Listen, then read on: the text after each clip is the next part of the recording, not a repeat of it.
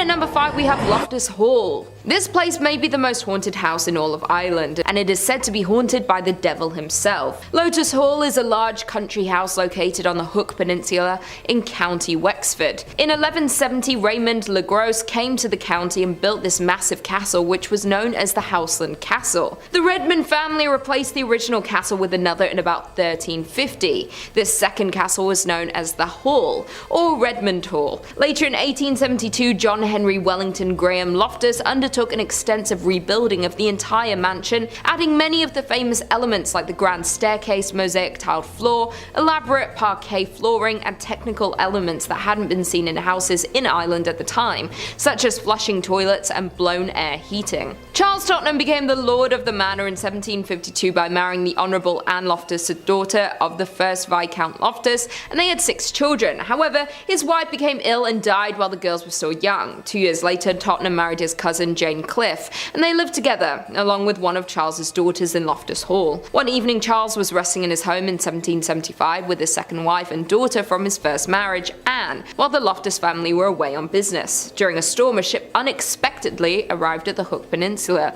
where the mansion was located. A young man was welcomed into the mansion. Anne and the young man became very close. One night, the family and the mysterious man were in the games room playing cards, and it was then when Anne noticed the man having a cloven foot. The man went up through the roof, ultimately leading to his demise and leaving behind a large hole in the ceiling which remains today. Soon Anne became mentally ill. It's believed that the family were ashamed of Anne and locked her away in her favourite room, which was known as the tapestry room. She refused food and drink and sat with her knees under her chin looking out the tapestry room window, waiting for her mysterious stranger to return until she passed away in the tapestry room in 1775. It is said that when she died they could not straighten her body as her muscles had seized, and she was buried in the same sitting position in which she had died. After her death, everyone who had lived there says she still haunts the hall to this day. After being purchased by Aidan Quigley in 2011, this building was marketed as a haunted house that hosted guided tours of the house until 2020 when it was put on the market for sale. In at number 4 we have the Abbey of the Black Hag. The old abbey lies on a small valley about 2 miles east of the village of Shannongolden in the townland of the Old Abbey. One of the earliest nunneries in Ireland, it is first mentioned in 1298 and was founded on land donated by John Fitz-Thomas of Conello, who had died in 1261. Remains include the abbey church with 2 small spaces adjacent, and one appears to have been a sacristy and a vaulted building to the west. There are also walls and a gate and traces of an orchard, a fish pond and a pigeon house.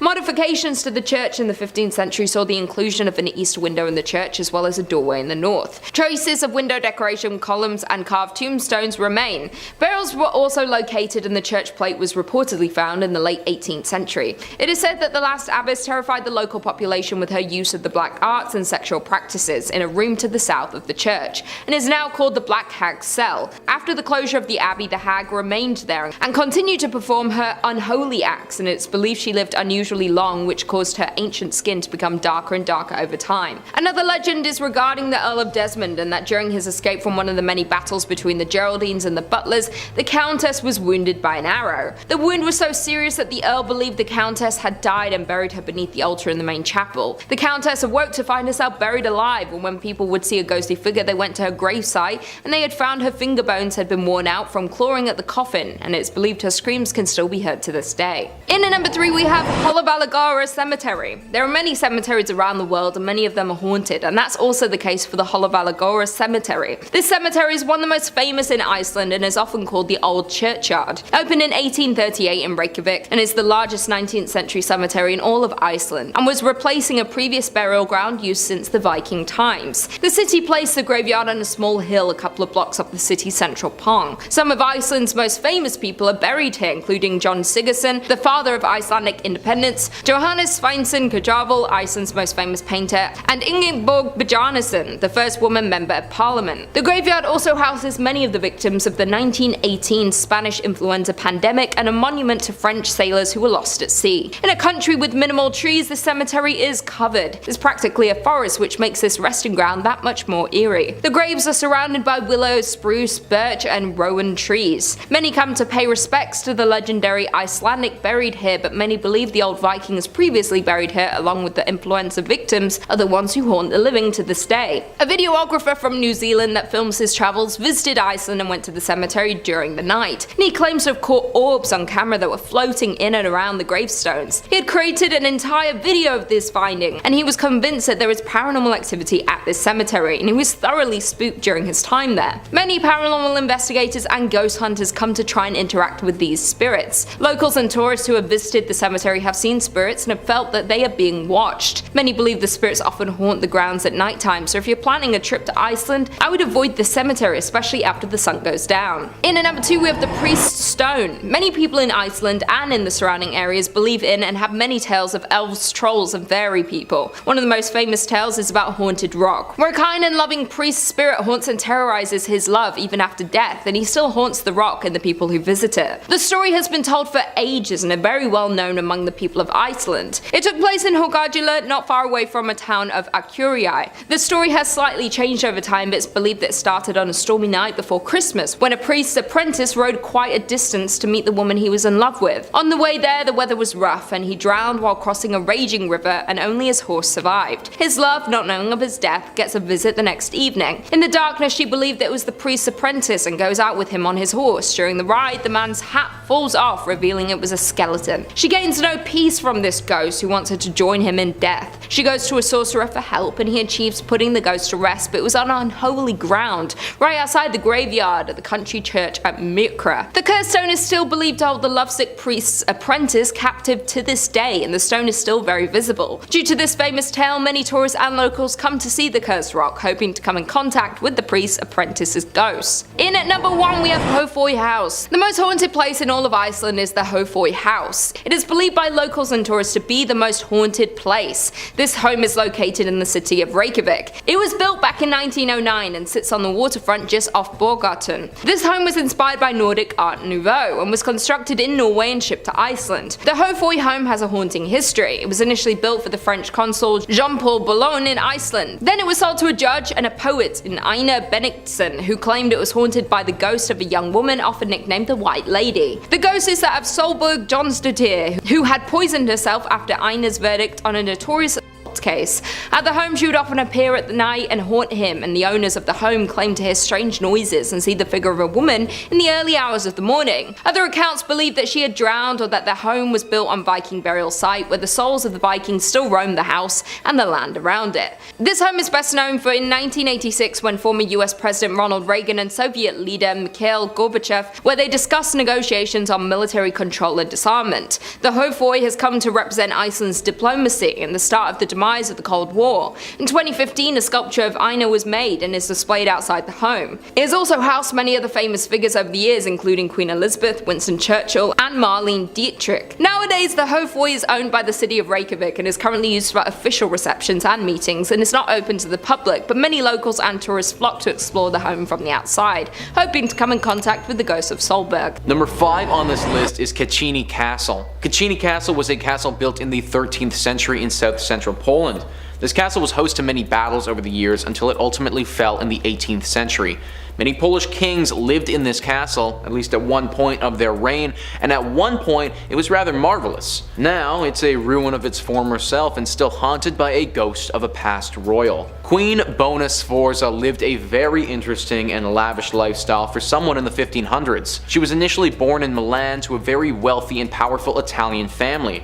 This family's influence was vast, and many powerful people wanted to wed Bona Sforza. Eventually, Polish King Sigismund, nicknamed the Old, was the selected suitor, and the pair got married. This made Bona Sforza Queen Bona Sforza of Poland. It's the ghost of this Polish queen that is said to haunt the castle walls to this day though. A lady in white that floats through the walls of the ruined castle searching for something. Or at least that's what people have reported when they've seen her. They say that her ghost looks as if she's trying to find something that she lost. That her ghost looks extremely troubled and distraught. This all stems back to the legend of what happened when she was alive. The manner of her death is hazy at best, but whilst she was living, it's believed that Queen Bona Sforza hid a bundle of treasure somewhere around this castle. Many people think it was beneath the river near the castle, whilst others believe it's underneath the castle itself. Either way, now her soul continually wanders the grounds searching for this treasure, as if finding it will release her from this purgatory state. From the reports that I read, many people don't think that she is dangerous, which is a good thing, but they have noted feeling very sad around this castle. Some people have said that after visiting said castle, it felt as if a cloud of depression hung over them for several months after the fact. Potentially the same feeling the soul of Queen Bona Sforza has all the time. Number 4 on this list is the Skull Chapel of Kazermna. This is one of the creepiest spots in Europe, if you ask me. This is a Polish church that was built in 1776 to 1804 by Father Wacław Tomaziak. When he first started building this church, he got hit with a pretty unsettling surprise. Digging into the ground, he discovered bones, and then more bones, and then more bones after that. Thousands of dead remains littered the area right underneath his feet where his church was being built. This didn't stop him though. In fact, it only inspired him. He got the local undertaker, and then they collectively worked on digging up every single remain that they could find. They learned that these dead bodies were from a mass grave that was put there during the 30 Years' War, which happened over a century prior. After cleaning off all of the dead skulls and bones, the father took them and hung them all throughout his church. Now you have this incredibly eerie room with over 3,000 skulls and bones hanging down from the walls. Obviously, a location like this has sparked some rumors of a haunting over the past years. People believe that the spirits of the dead soldiers were angered that their grave was disturbed, and now their spirits haunt the church. Reports of incredible uneasiness is said to be felt by most people that enter this space and stay there for a while. Honestly though, I'm not sure if this is indicative of a haunting in this case. Pretty sure anyone would feel uneasy if they were standing in the middle of 3,000 dead skulls that were all staring down at them. In at number 3 we have Cork District Lunatic Asylum. The Cork District Lunatic Asylum opened in 1789, and by 1845 the Irish Lunatics Asylum Act allowed for appropriating the lunatic asylum in the city of Cork to the purposes of a district lunatic asylum. The legislation provided for 2 new asylums, a criminal one in Dundrum, Dublin, and then a 500-bed asylum in Cork. This building was originally in 3 separate blocks, later to be joined together in the interest of providing more accommodation. To become the longest facade of any building in the country, it opened in 1852. William Saunders Halloran was an Irish psychiatrist who worked at this asylum from the time it opened until his death, and was the author of practical observations on the causes and cure of insanity. This doctor's methods were extreme and torturous. He created something called the Halloran's chair, which rotated hysterical patients up to 100 revolutions per minute. It rarely had the desired effect. Inmates lived out their days in a state of paranoia and despair while admitted at the asylum. The horrors of this place finally ended when the asylum was closed in 1992. It stayed abandoned for many years, and locals and tourists went to visit this scary place. They claim the tortured souls still remain here, and paranormal investigators even visited and claimed to have seen both and heard voices of these tormented souls. Today the building is being converted and renovated into apartments called Atkins Hall. In at number 2 we have the Hellfire Club. The Hellfire Club is located on Mount Pellier Hill in Dublin. The building gets its name because it's believed to be one of the first Freemason lodges in Ireland. Around 1725, William Connolly, who was one of the wealthiest men in Ireland at the time, built this building to be a hunting lodge. Years after the build, the roof was blown off during a storm, and locals believed it was the work of an aggressive spirit seeking vengeance on Connolly for building on their land, and that's when the story started swirling. After Connolly's death, the building was quickly sold and is said to have become a meeting place for the Irish Hellfire Club. The club was founded in 1735 by Richard Parsons, a known dabbler in black magic. The members met at locations across Dublin and were known for their immoral behaviour and debauchery involving alcohol and sex. The secrecy surrounding the club members led to speculation that they were Satanists and devil worshippers. The president of the club was named the King of Hell and dressed like Satan with horns, wings and hooves. The members were said to set a place at each meeting for the devil in the hopes that he would attend. They were also said to hold black masses in the lodge, during which cats and even servants were sacrificed. Some say the building was deliberately set on fire in order to enhance its hellish atmosphere. The best known Hellfire Club story is the one in which the devil himself appears. A stranger joined the members at a game of cards. At some point, one of the card players dropped a card on the floor. As he bent down to retrieve it, he noticed that the stranger had cloven hooves instead of feet. Another tale concerns a young farmer, curious to find out what went on in the the meetings. Climbing up Montpellier Hill one night, he was invited by members of the club and allowed to witness the night's activities. He was found the next morning trembling and terrified. Tradition says he spent the rest of his life unable to speak, unable even to remember his name. The Hellfire Club remains burnt out and abandoned on Montpellier Hill looking over Dublin. It is a beautiful sight on a sunny day, but make sure you leave before night. It's a beautiful sight on a sunny day, but make sure you leave before night comes, because you may come into contact with the unusual smells, ghostly apparitions, or paranormal sightings. And it's said that satanic rituals are known to be done here. And finally, in at number 1 we have Leap Castle. Of the many haunted places in Ireland, Leap Castle is possibly the most notorious of all, and is one of the most well-known symbols of haunted Ireland. This place is located in Kildare in County Offaly. There are many accounts of when the main tower was constructed, but could go back as far as 1250 CE and was built by the O'Bannon clan. The O'Bannons were the secondary chieftains of the territory and were subject to the ruling O'Carroll's clan. There are many stories of who or what haunts this place. A red lady ghost is reported to walk the halls holding a dagger, and also 2 little girls named Charlotte and Emily are reported to run up and down the spiral staircase in the mansion. A red lady ghost is reported to walk the halls holding a dagger, and also 2 girls named Charlotte and Emily are reported to run up and down the spiral staircase in the mansion. Emily passed away after she fell from the top of the castle's tower, and Charlotte can still be seen running around after her sister and calling her name. The castle was visited by paranormal investigators from shows like Most Haunted and Scariest Places on Earth. These investigators believe the castle is haunted by a sinister elemental spirit. The creature is described as being about the size of a sheep with a human face, black holes for eyes and nose, and giving off the smell of a rotting corpse. During renovation of the castle in the 1900s, workers found an oubliette behind a wall in the chapel. At the bottom of the shaft were many human skeletons on wooden spikes. When cleaned out, it took 3 cartloads to remove the bones. Today, the dungeon is now covered over in order to keep people away from it. It's believed that the O'Carrolls would drop guests through the trapdoor to be impaled on the spikes 8 feet below, and could be haunted by the people killed by the O'Carrolls.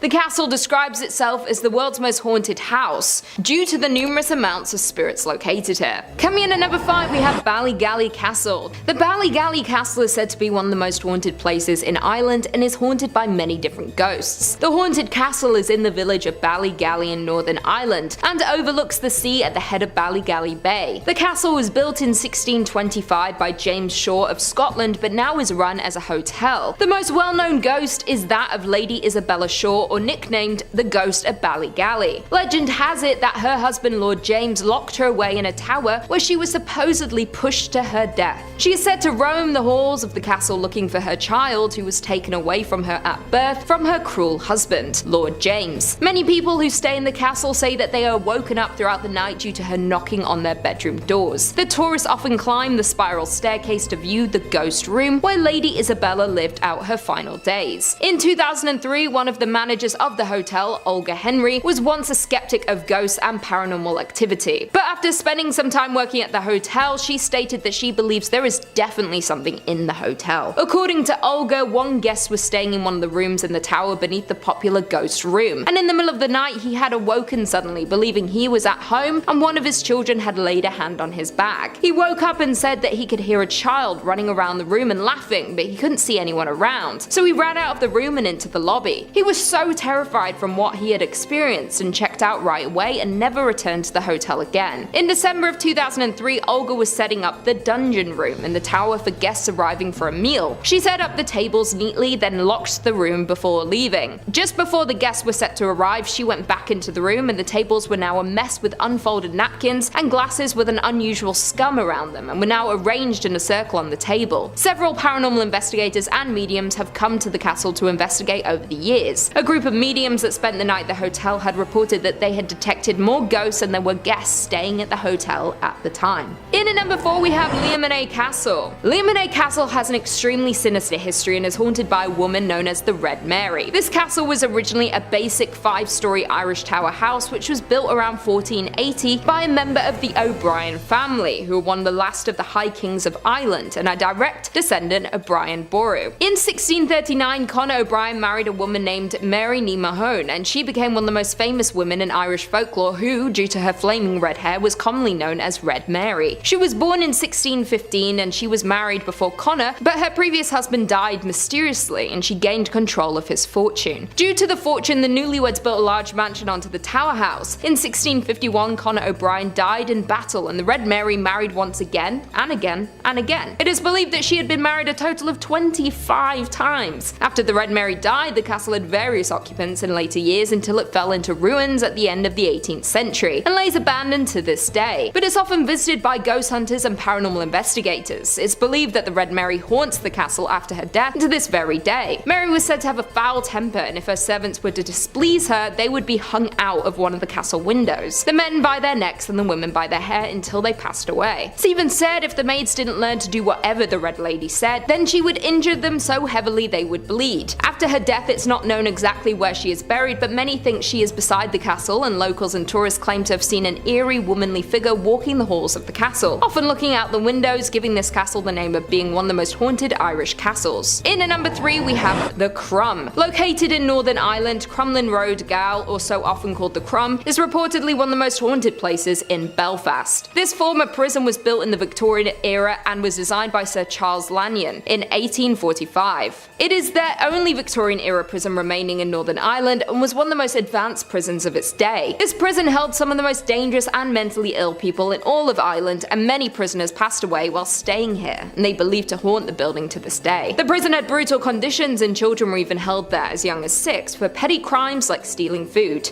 This prison held executions, and the first known execution was done in 1854 to a man named Robert Henry O'Neill. It's believed over 20 people, including Robert, had been buried in unmarked graves within the grounds of Balgal. These executions were a public demonstration, were held in crowds of up to 20,000 people to watch. Later in 1901, there was an execution chamber built, and the most dangerous prisoners were sent to this notorious prison to be executed. After closing its doors in 1996, it is now used for events and conferences, and during the Halloween season, it's open to ghost hunting experiences and for paranormal investigators. This infamous prison is featured on the list of the world's most notorious historic prisons, and tourists continue to flock here due to the amount of paranormal activity and ghost sightings over the years. In at number 2 we have Malahide Castle. The Malahide Castle lies in the village of Malahide just north of Dublin and dates back to the 12th century. The estate began in 1185 when Richard Talbot was granted the lands of Malahide, and it was home to the Talbot family for 791 years until 1976. The castle was eventually inherited by the 7th Baron Talbot, and in 1973 it was passed down after his death to Rose, his sister. Then in 1976 the castle and its grounds were sold to the Irish state. Nowadays the castle is used as a concert venue, tourist attraction and banquet events. It also features a popular botanical garden, sports ground, golf course, tennis court and a children's playground. The castle's best known rooms are the Oak Room and the Great Hall, which display Talbot family history and are known to be visited often by paranormal investigators. The tragic story of a murdered jester named Puck is the most notable ghost who haunts the castle. Stories say he had fallen in love with one of the Malahide's prisoners, Lady Eleanor Fitzgerald. Puck was found out when he was stabbed in the heart, ultimately dying, but with his last breath he swore to haunt the castle for all of eternity. Locals and tourists see the ghost of Puck roaming the castle grounds. It's also believed that many members of the Talbot family also haunt the castle. When in the late 1700s, 14 members of the family sat down for breakfast in the Great Hall, and then later that night all 14 people were suspiciously found dead. It is rumoured to be one of the most haunted castles in Ireland. The castle's residents, workers and visitors have all reported similar eerie happenings, and you can learn about all of the different ghost hauntings on the very popular ghost tours including Puck. And finally, in at number 1 we have Grace Neal's Bar. Not only are castles and buildings haunted in Ireland, but there is an Irish pub by the name of Grace Neal's Bar that is a popular haunted place. This Irish pub is located in County Down and was built in 1611 and is one of the oldest bars in Ireland. Originally this bar was called the King's Arms when it was first established, until it was taken over by Grace Neal. Grace spent years serving drinks to the bar goers. She was known to greet every guest with a kiss on the cheek and a hug, and she was described as having a strong spirit. It's believed by many that her ghost has stuck around the bar ever since her death in 1916. Cold spots are felt around this warm atmosphere, and some have reported seeing a ghostly figure of a Victorian-era woman wandering around the front bar. The current owners of the bar often hear sweeping noises, footsteps and glasses and cups have fallen suddenly off the shelves for seemingly no reason. Not only is Grace the only spirit haunting the bar, staff members of the bar have regularly seen shadowy figures of men passing by in the upstairs area. Several different ghost hunters have visited the 400-year-old pub in order to try and find find answers for the unexplained sighting, including medium Derek Ackera and the most haunted team. One ghost hunter, Mike Hearns, believes he had come across an evil spirit when he was investigating the bar. He stated that the anomaly appeared before him as a ball of light upstairs and was very evil and unpleasant. Spirits suck the energy from people, and he claimed to get very out breath, and all his energy was drawn out when he was investigating the bar. Grace Neal's bar is known to be among one of the most haunted bars in the world, and the most haunted in all of Ireland. In at number 5 we have Ross Castle. The Ross Castle is one of the most haunted places in all of Ireland. It's located on the edge of Loughliney and Killarney National Park in County Kerry.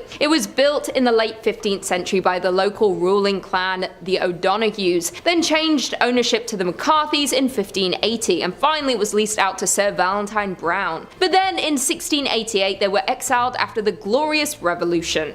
The castle then became a military barracks, which remained so until the early 19th century. The Browns never came back but did build the Kenmare House near Killarney.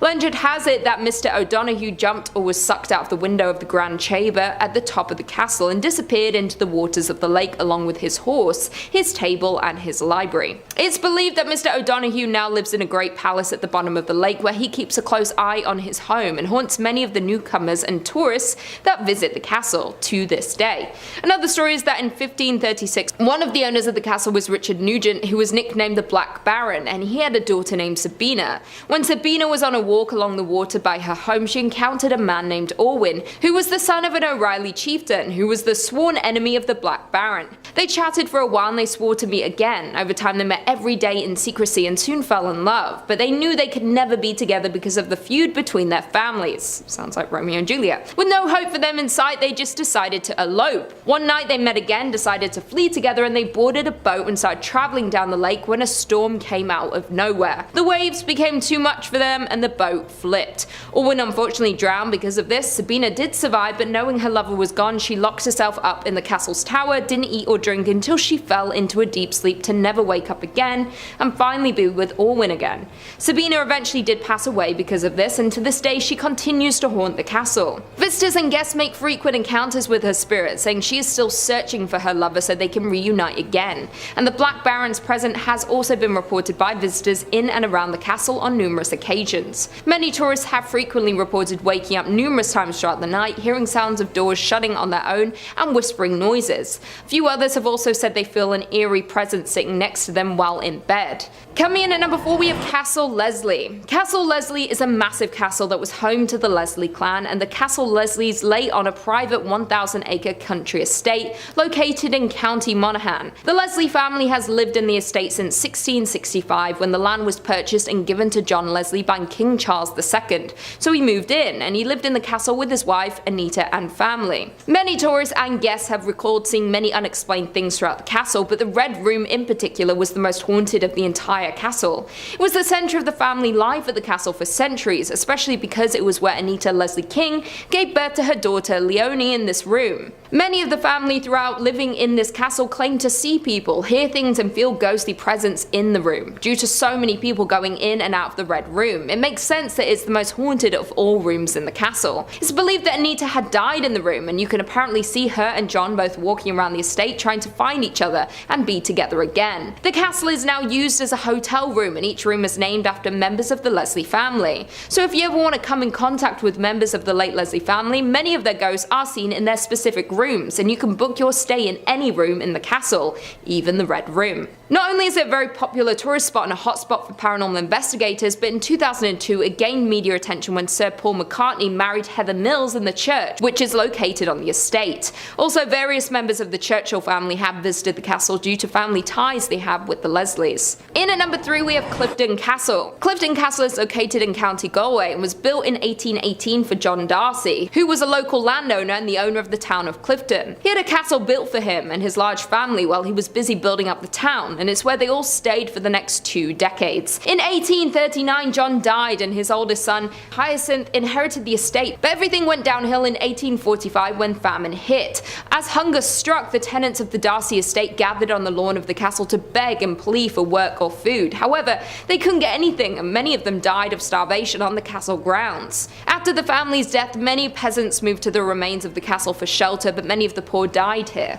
It's believed that the family spirits can still be seen and heard on the property, and many of the peasants' ghosts are located in around the property as well. The castle has remained abandoned since around 1894, but remains a hotspot for tourists and paranormal investigators. Many believe to have seen ghost-like figures and hearing weird noises when they have been inside the castle. It's believed you can still see John Darcy roaming in and around the castle looking for food for himself and his family. The castle is also a popular attraction during the Halloween season because of the ghost sightings and paranormal activity. If you're brave enough to visit, you can do so and be joined by a tour guide to tell you everything about the castle, ghost sightings, and history of the Clifton Castle. In at number 2 we have Balgal Castle. The Balgal Castle is located in the county Cork, which is next to the small village of Balvel. It was initially built by the Anglo-Norman Hodnet family, who were an ambitious family who arrived in Ireland during the 12th century. The Hodnet and de Barry families were in conflict at the time, and it resulted in the de Barrys and their allies, the Roaches, capturing the castle for themselves and renaming it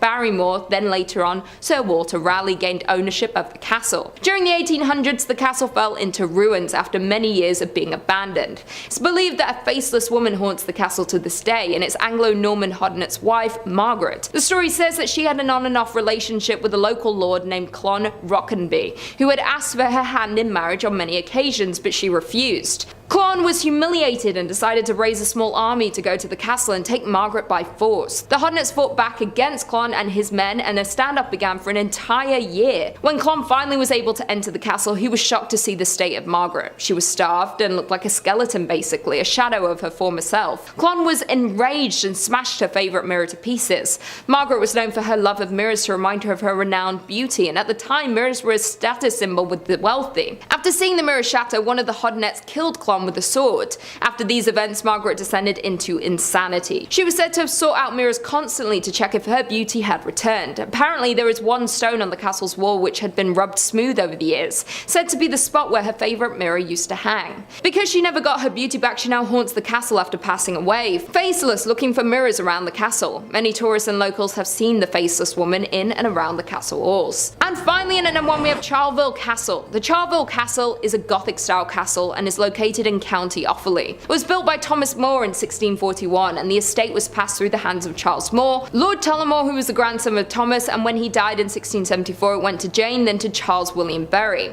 The original mansion was extended into the beautiful castle it is today. Commissioned in 1798, was designed by Francis Johnston, and was built between 1800 and 1812. The most famous of the ghost scene is that of the little girl named Lady Harriet, who died after a fall off a staircase in the castle. Another ghost scene is Lady Harriet's uncle Henry Walter, who died at the age of 7 from influenza.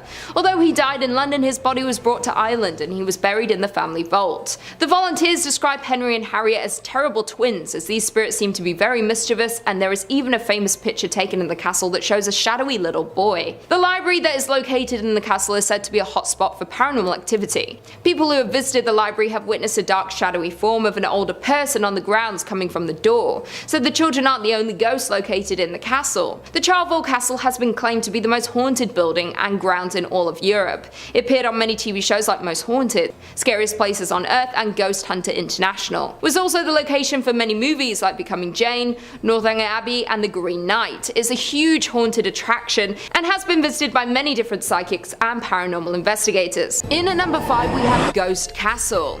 In the town of Bios Serbia, on the slopes of Fruška Mountains, rests an abandoned building, in ruins and long forgotten. Known originally as the Spitzer Castle, it was once one of the most beautiful sights in all of Serbia, with glass gardens, peacocks and deer, somewhere you would only hear about in a fairy tale.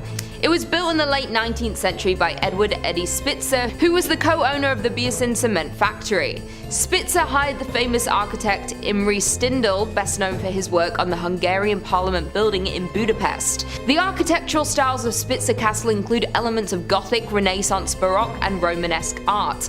In 1889 the mansion had been finished and the Spitzer family moved into the castle and lived there until World War II, then leaving in 1941 and moving to Germany. After the war, the ownership of the castle went to the state, and then at various points in time it hosted a school, library, the first Biesen radio station and a restaurant, but as time went on the building was slowly deteriorating. It was also used as a film set for many movies, including the 1970 American war film Kelly's Heroes starring Clint Eastwood.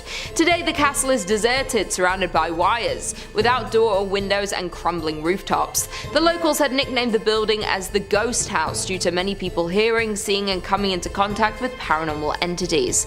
On more than one account, people hear footsteps and screams coming from one of the bedrooms. This creepy, decaying building is scary enough, but many dark tourism enthusiasts come here to see if they too can come into contact with any ghosts and haunted beings. There is a theory from the locals that a boy was roaming the home with his friends, but had gone off on his own and never returned. The boy's friends said they heard screams, and when they had run over to the area, it was coming from nothing. They had searched in and around the building, but the boy was never found, and to this day people still hear his screams. This is one place you should never visit because you may never come back. Coming in at number 4, we have Devil's Town. Devolgeveros, which translates to English as Devil's Town, is a very unusual rock formation said to be created by soul erosion. These peculiar rock towers are located between the Devil's Gully and Hell's Gully near the town of Kuršumlija in southern Serbia. Located on Mount Rattan are more than 200 stone formations, 2 to 15 meters high and up to 3 meters wide, with strange stone caps. This particular place is a huge tourist destination, not only because of its beautiful and unique looking rock towers, but also because of the legend surrounding this eerie place. Locals believe that these weird looking rock formations are actually petrified remains of a cursed wedding party. Apparently these poor people drank from a nearby spring, which attracted the devil himself, who tried to cloud their minds and force a brother and sister into marriage. Once the word got to a local fairy, she decided to interfere and turn them all into stone. The locals still insist that the area is haunted by the devil and refuse to spend a night there. If you're brave enough to go to this cursed place, all I have to say is don't overstay your welcome. Devil's Town and their odd looking rock towers continue to be a very rare natural phenomenon, and was actually a nominee in the new 7 Wonders of Nature campaign. Definitely one of the most visited places in Serbia, whether it's because of its beauty or its haunted past. It's unknown its true origins, but it's definitely a very creepy place. If you're still willing to travel and see this place, maybe just leave before the sun sets, just in case. Number 3 on this list is Mount Slaza.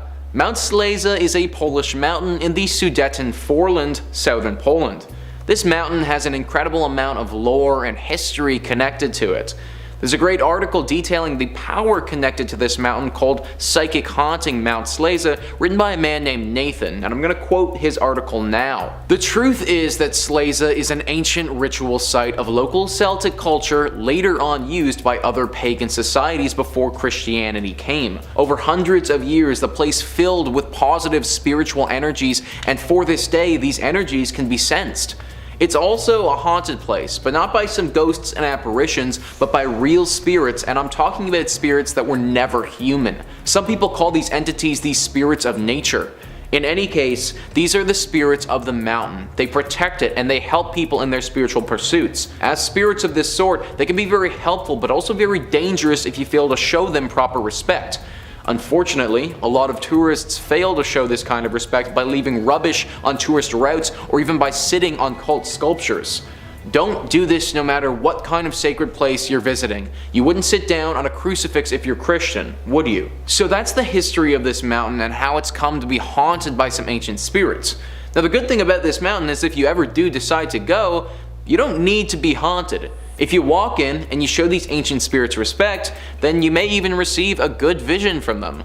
This place will basically give you back what you put into it, so if you do decide to go, then approach it seriously and you should be fine. Number 2 on this list is Codor Castle. This is another Polish castle that was built in the 13th century, but this one is far more haunted than the last. We currently don't know exactly what the initial castle would have looked like because in 1909 it was rebuilt to resemble the style of the 18th century. It's a very beautiful castle and located right next to a river with incredible scenery. This castle is absolutely riddled with ghosts though. The first ghosts to mention, and the ones that you would interact with first if you were to visit this castle, is a group of dead that lie at the bottom of the river. Back in 1719, as a funeral was taking place, people were walking the casket over the castle bridge. That bridge collapsed into the river and several of the people who fell in drowned. It's been reported by many people going to this castle that the screams of those who drowned can still be heard as you walk over said bridge. The scariest part is that their screams aren't the loudest ones there. A woman's cries for help are the ones that can be heard the most when passing over this bridge, and it's believed that those cries belong to Joachim von Nitz's wife. Joachim was one of the owners of this castle during its history, and what he's remembered for at this location is rather brutal. His wife had an affair and got pregnant with another man's child.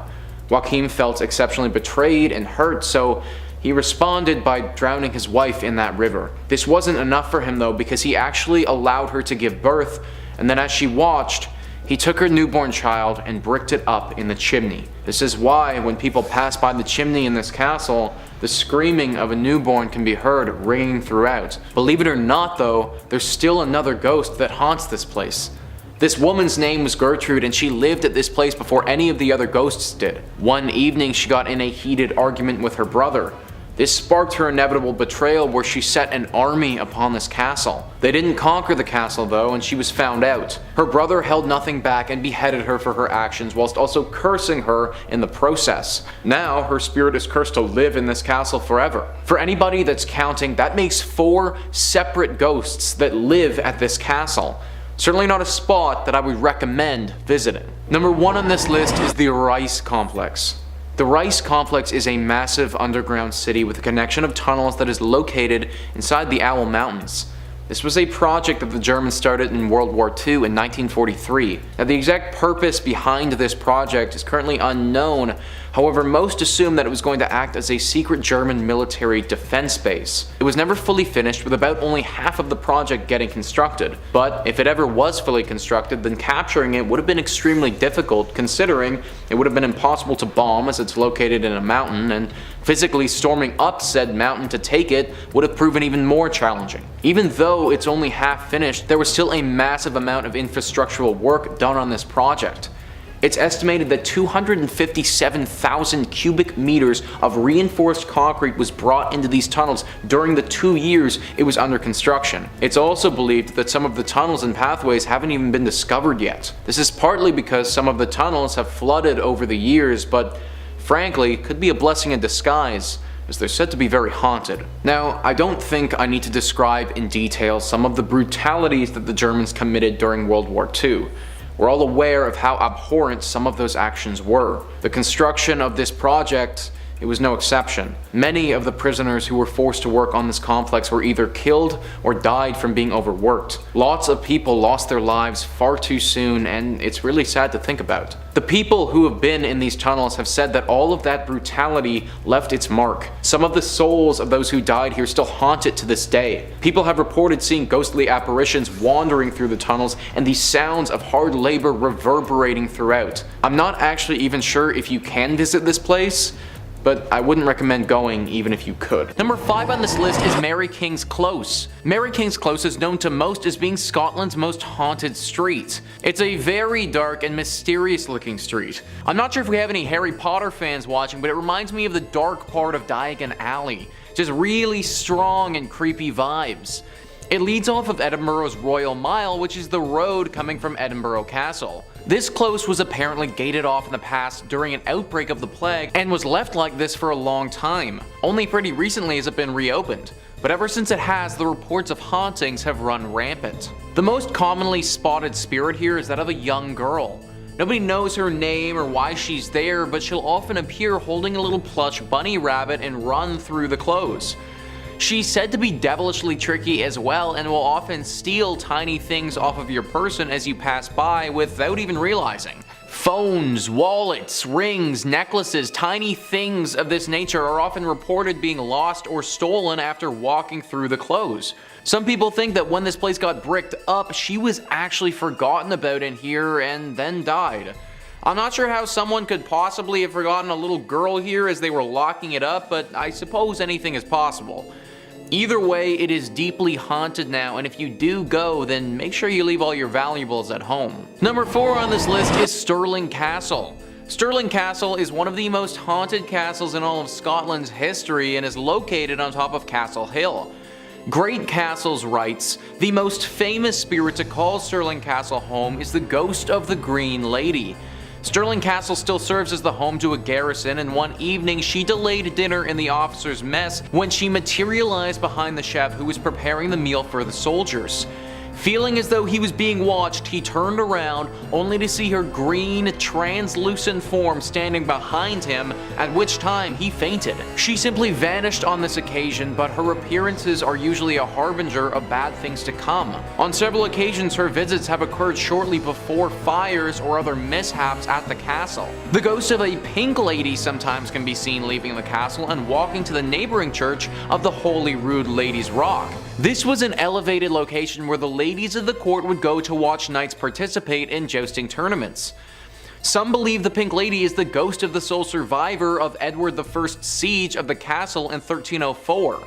Having escaped the siege, she keeps returning to the castle to find her slain husband, though her spirit is seen leaving the castle, not entering. This article then goes on to talk about a ghost of a man with a kilt who lives around the dungeons of this castle and occasionally shows himself to the visitors. But clearly the spirits of this castle are pretty fond of bright colors. The Green Lady, the Pink Lady. I'm kind of surprised that we didn't get a few more ghosts together and we can make a whole freaking rainbow. Even though they are bright and colorful, they are still very scary. In fact, there have been reports of people actually dying of sheer fright before, their corpses looking as if they were petrified to death. It's also believed that if you don't die of fright, then seeing these ghosts is a sign of horrible things to come. Either way, I would recommend avoiding this spot altogether. Scotland has a bunch of other non-haunted castles to visit if you need to get your castle fix in. Number 3 on this list is the Cullin Moore. The Cullin Moore acted as the site for one of Scotland's most infamous and bloody battles in all of history. Christy McIntyre writes, "Many of the ancient battlefields of Scotland are rumored to be plagued by the souls of those who died there. It's not surprising that Culloden, the site one of the most infamous battles in British history, is among them. Over in under an hour, nearly 1,500 Jacobite soldiers were killed, and it remains the last battle fought on British soil. But according to some locals, the battle still rages. Gunfire, swords, and crying are set to echo across the empty moor, particularly on the anniversary of the battle. As well as sounds of combat, the figure of a lone Jacobite soldier reportedly roams the battlefield, wandering in his clan tartan, muttering 'defeated' over and over again as he goes. He's not the only ghostly visitor to this site. Close to the battlefield is the house that Bonnie Prince Charlie, leader of the Jacobite rebellion, slept in the night before the battle. Although now a hotel, it's said that the prince still lingers there wearing full Highland dress, waiting for the battle that will restore him to the throne. Birds are said to never sing or even fly over this area since they can sense the horrible spirits that are still around here. Whenever birds or animals in general want to avoid a certain area, usually it makes me pretty skeptical as well. Animals have a sixth sense about such things and they can feel danger before it's even there. Also, if I'm to avoid any ghosts, then it's always going to be the ones that were slain in battle. These souls have been through hell and are obviously very dangerous. Our soldier could wander around saying 'defeated', or he could pull out his ghost sword and go to town on you. Not a risk that I am personally willing to take. Number 2 on this list is Overton Bridge. I'm sorry, but this bridge is clearly haunted. Is actually the title of an article written by Amanda Arnold on how freaking haunted this bridge actually is. The bridge is located in the small Scottish town of Dumbarton. Most bridges that we talk about on this channel are haunted by the ghosts of those who have passed away here, or some lady in white that longs for her lover here, or something like that. Not this one though. This bridge actually isn't dangerous at all to humans. It is, however, super dangerous to our best friends. Dogs. Apparently this one little bridge in basically the middle of nowhere has been the host to over 50 dogs taking their own life. Yeah, you heard that properly, a dog taking their own life. In the past 60 years, anywhere from 300 to 600 dogs have thrown themselves over the bridge for no apparent reason, and over 50 of them have died from the fall. Think about that statistic for a second. Like, that's actually kind of crazy. Outsiders believe that there has to be some kind of smell or some property around here that attracts the dogs to the water, but locals believe it's something paranormal. Apparently, even though these spirits are not dangerous to humans, we can still sense them, and people around here have sensed these beings before. It also doesn't seem like a smell that bothers these dogs because they go into a deep trance right before they leap off. At first, she froze, McKinnon told the Times, but then she became possessed by a strange energy and ran and jumped right off the parapet. That was a statement from a dog owner who watched as their dog jumped off the bridge. Locals think that the ghost who is causing these doggy disturbances are from the Lady of Overton. She died here many years ago mourning her husband. I suppose this could be the case, but why is she taking out her grief on dogs? Like, come on lady, let's leave the pups out of this. Anyways, this is definitely a haunted spot, and if you do happen to be walking your dog here, then keep it on a leash. Number 1 on this list is Codor Castle. Codor Castle is definitely one of the most haunted castles in Europe. It is quite a name for itself because it has a strong connection to one of the most successful stories ever written, Macbeth. This also adds to the lore of this castle's haunting because Macbeth, or the Scottish play, has its own history of haunting surrounding it. Even though this castle is deeply tied in with that story, its haunting doesn't share any connection to the one that plagues Macbeth. This one is centered around the ghost of a woman named Muriel Calder. Muriel Calder was the daughter of the Earl of Calder, who was in charge of the castle in the 18th century. Her ghost is seen at this castle all the time, with most of the sightings taking place in the tallest tower here. There are 2 stories of origin for how she managed to come about, and no one is 100% sure which is the correct one. The first story talks about how she fell in love with someone from a rival clan. A real Romeo and Juliet story where she was deeply in love with someone that she wasn't allowed to see. She would sneak out to see this boy, but eventually her father caught her and punished her for her actions. After learning of her treachery, his rage knew no bounds and he beat his daughter. She got away though and ran to the top of the tower, locking the door behind her. Her father wasn't deterred though and broke through, drawing his sword in the process. She tried climbing out the window to safety, but her dad, with one big swing, cut both of her hands off and she fell to her death. The second story doesn't include the dramatic chase up to the tower, but says that he just cut her hands off as punishment so that she could never hold her lover again. Obviously though, with both of her hands sliced off, she couldn't really do much of anything and died from blood loss soon after. Either way, her ghost is now forever restless in this castle and makes itself regularly known to visitors. Obviously, the key identifier of this apparition is her lack of 2 hands. Number 5 on this list is Cassa Laro. This is a beautiful casa in Tenor life, and there is a ghost that haunts it consistently. Idealista says, the origins of this scary story are related to the old house of the Laro family, which is located in Caledon San Augustin and dates back to the late 16th century. Catalina lived in this building. Many believe that this girl was the daughter of Antonio Laro and that she was forced to marry an elderly man, and for this reason the young woman decided to take her own life by throwing herself into a well at the back of the house, an area which is now closed with a wall. Legend has it that Catalina's body is buried in one of the rooms within the house and haunts the property to this day. This is due to the fact that because she took her own life, the church denied giving her a Christian burial in a cemetery. This lack of a proper burial is probably leading to the fact that her ghost can't rest. As we've seen before on this channel countless times, people who get cast away like that, regardless of their circumstances, their spirit often clings to the living. I doubt that they can help this in any way, it's just kind of the way things like this operate. It also doesn't help getting your body literally stuffed into the walls of your building, and also taking your own life usually isn't the best either. Regardless of why this place is haunted though, it definitely is. The disembodied voice of this woman is heard frequently, and it often manifests itself in this shrieking scream cry that's very unsettling for all of those who listen. Some have seen her apparition appear before them, but apparently this is a pretty rare occurrence. Number 4 on this list is the Madrid Sanatorium. As with most countries, there is a sanatorium that makes the list as being one of the most haunted. It just so happens to be one of the locations that sees the most tragedies in the world, and therefore often has a clumping of dark spirits and energy.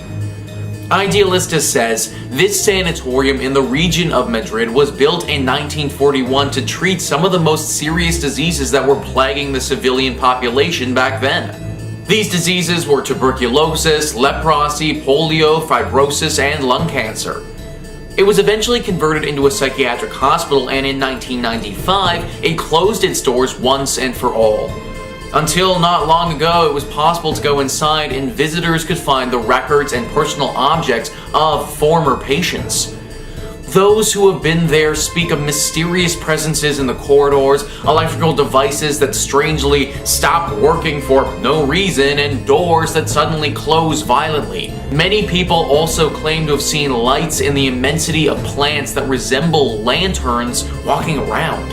I mean, it really is no wonder why this place is haunted, guys.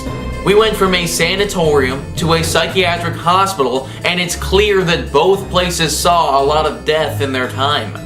It should also be noted that psychiatric hospitals back in the day were not nearly as good as they are now. People were very often mistreated at these places, and it's not common to see those spirits linger on. There truly is no reason for you to be traveling to this place other than to test your luck with the ghosts, something that I really don't recommend doing. Coming in at number 3, we have the Skull Tower. This stone structure is located in Nis, Serbia, and almost 1,000 human skulls are embedded in the walls. Constructed by the Ottoman Empire in 1809 following the Battle of Zagar during the First Serbian Uprising.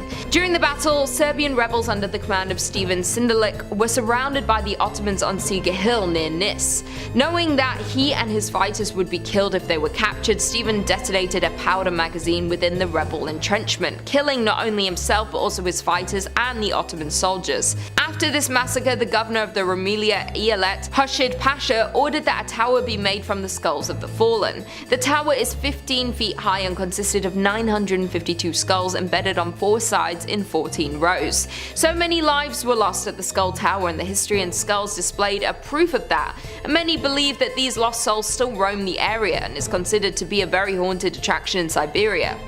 In 1861, Mithat Pasha, the last Ottoman governor of Nis, ordered that the Skull Tower be dismantled, but that did not happen. It was eventually restored and the chapel was renovated in 1937. In 1948, Skull Tower and the chapel enclosing it were declared cultural monuments of exceptional importance and came under protection of the Socialist Republic of Serbia, and further renovation of the chapel occurred in 1989. Many Serbians see this display as a symbol of the country's struggle for independence. As of this year, only 58 skulls remain in the tower walls, and Sindelik's skull is said to be featured in an enclosed glass container next to the structure.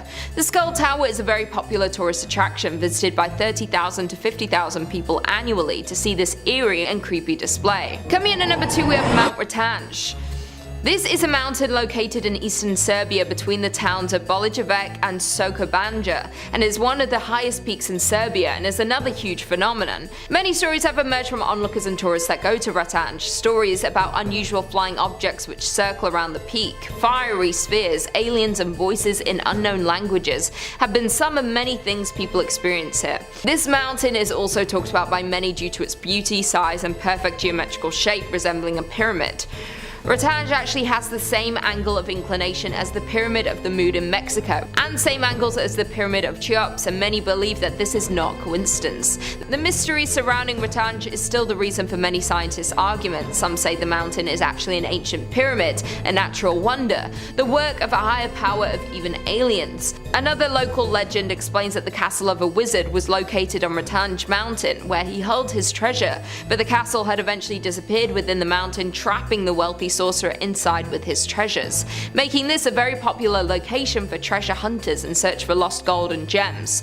So many questions loom over Mount Rattan and has created a whirlwind of theories and tourists to come and try and experience the many things rumored to happen here. Others come to Rattan for the rare healing herbs that grow in the mountains, and it emits a type of energy which is beneficial to human health, but this is only a rumor. Everyone who has visited this mountain say they experience a mysterious energy. We may never know if this is positive or negative.